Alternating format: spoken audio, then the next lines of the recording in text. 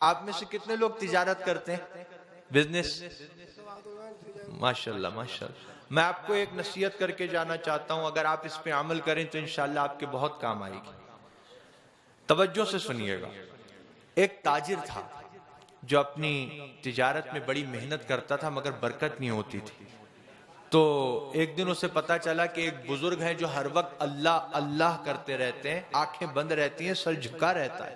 تم ان کے پاس جاؤ، ان سے دعا کے لیے کہو مجھے اللہ کی رحمت سے امید ہے تمہارے لیے وہ دعا کریں گے تو تمہاری تجارت میں برکت ہو جائے گی۔ وہ گیا اور جا کر دیکھا تو وہ بزرگ سر جھکا ہوا ہے، آنکھیں بند ہیں، اللہ اللہ اللہ ذکر میں مصروف ہیں۔ کہنے لگا حضور میں اپنی تجارت میں بڑی محنت کرتا ہوں، ایڑی چوٹی کا زور لگا دیا ہے مگر برکت نہیں ہو رہی۔ تو وہ بزرگ انہوں نے سر اوپر اٹھایا، آنکھیں کھولیں اور ایک جملہ فرمایا پورا تولا کرو۔ کیا فرمایا؟ پورا تولا کر۔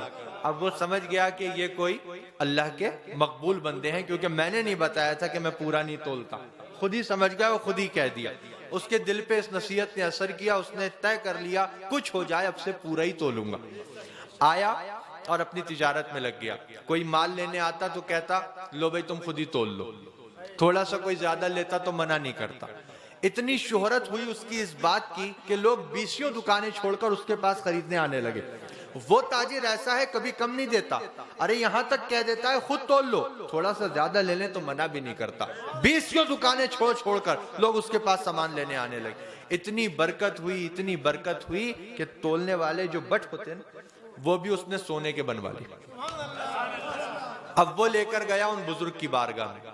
وہ بزرگ ویسے ہی ذکر میں مشغول ہیں، سر جھکا ہے، آنکھیں بند ہیں۔ کہنے لگا حضور آپ کی نصیحت نے تو بڑا کام کیا، 20 دکانیں لوگ چھوڑ دیتے ہیں، میرے ہی پاس سامان لینے آتے ہیں، اور دیکھیے اتنا برکت ہوئی ہے کہ یہ جو تولنے کے جو یہ ہوتے ہیں میں نے ان کو بھی سونے کا بنوا لیا۔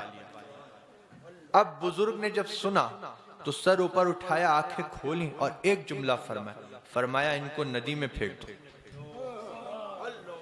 ان کو ندی میں پھینک۔ سونے کے تھے لیکن وہ جانتا تھا ملے انہی کی نصیحت سے، تو گیا ندی کے کنارے، آنکھیں بند کی اور پھینک دی۔ دیکھو یہ وفاداری ہوتی ہے۔ اب وہ گیا پھر اپنے کام پر لگ گیا۔ اب چند دن کے بعد ندی کے کنارے سے ایک قافلہ گزر رہا تھا جو اسی کے پاس سامان لینے آ رہا تھا۔ ان کے پیروں میں کچھ آیا تو دیکھا اٹھا کے تو وہی سونے کے بٹ۔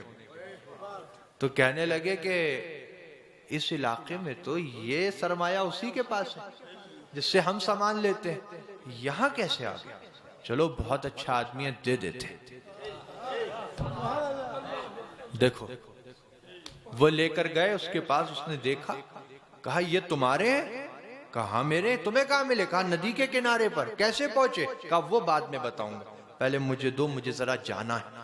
کہا کہاں جانا ہے؟ کہا دو ذرا بہت ضروری کام، بیٹھو ابھی آتا ہوں۔ گیا لے کر بزرگ کی بارگاہ، کہا حضور کوئی سی قسم لے لیجئے، کیسی ہی بات کہلوا لیجئے، میں سچ کہہ رہا ہوں، آپ نے حکم دیا تھا ندی کنارے پھینک دو، پھینکنے کا دل تو نہیں تھا، آنکھیں بند کی، دل پہ پتھر رکھ کے پھینک آیا تھا، مگر ندی کے کنارے سے ایک قافلہ گزر رہا تھا جو مجھ سے ہی سامان لینے آ رہا تھا، ان کے پیروں میں آ گئے ہیں، وہ لے کر آئے۔